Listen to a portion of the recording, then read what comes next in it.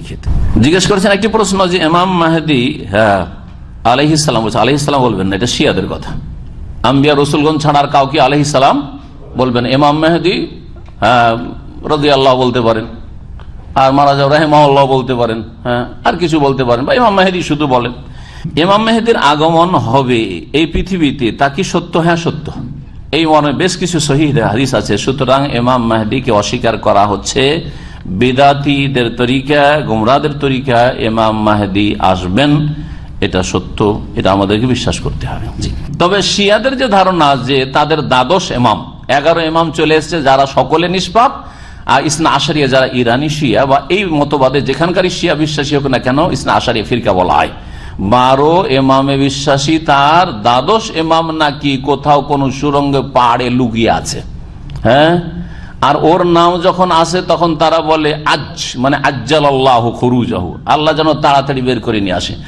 আর ওই তাদের কল্পিত ইমাম, কপল কল্পিত ইমাম যদি, মাসুম ইমাম যদি তাদের ধারণায় বেরিয়ে আসে, তখন পৃথিবীতে শিয়া রাজত্ব কায়েম হবে, আর সুন্নি একটিও রাখবে না, সুন্নিকে একবারে নিশ্চিহ্ন করবে। এই হচ্ছে তাদের প্ল্যান।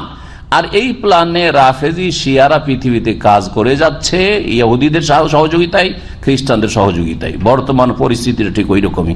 আল্লাহ যেন আহলে সুন্নাতের হেফাজত করেন এবং আহলে সুন্নাতকে আপোষের বিরোধ থেকে মুক্ত হয়ে কোরআন সুন্নাহর দিকে ফিরে আসার জন্য তৌফিক দান করেন। না হলে বালা মুসিবত খুব কাছে আসছে, চারিদিক থেকে ঘিরতে যাচ্ছে।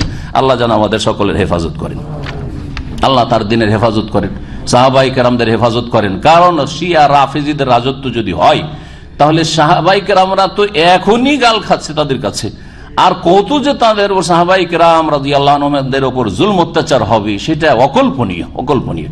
কিন্তু এক শ্রেণী সুন্নি মুখোশ পরে বা সুন্নি পোশাক পরে এক শ্রেণীর লোকেরা শিয়া হয়ে আছে, যারা এখনো এই রাফেজিদের পক্ষে আছে। ইমাম মাহদী যতটুকু হাদিস আছে ততটুকু বিশ্বাস করবেন, আর রাফেজি শিয়াদের ভ্রান্ত আকীদা থেকে বেঁচে থাকবেন এবং তাদের পথ থেকে, তাদের সহযোগিতা থেকে, তাদের সমর্থন থেকে বেঁচে থাকবেন। কারণ বিদাতীরা সৌদি আরবের বিরোধিতা করে, কারণ বিদ্বেষ তৌহিদের সাথে, বিদ্বেষ সুন্নাহর সাথে, মহব্বত শিরকের সাথে, মহব্বত বিদাতের সাথে, যার ফলে ইরানের পক্ষ নেই, শিয়া রাফেজিদের পক্ষ নেই, হুসিদের পক্ষ নেই। আল্লাহ রাব্বুল আলামিন যেন এইসব জালেমদেরকে, এইসব বিদাতীদেরকে হেদায়েত করেন এবং তারা যেন সেই রাস্তার দিকে ফিরে আসার, এখনো যেন বুঝতে পারে যে তাদের ওপরেও রাফেজিদের অস্ত্র ঝুলছে। সুতরাং এই নয় যে শুধু সৌদি আরবের ক্ষয়ক্ষতি হবে, তোমাদের যে কি অবস্থা হবে তোমরা একটু চিন্তা করো।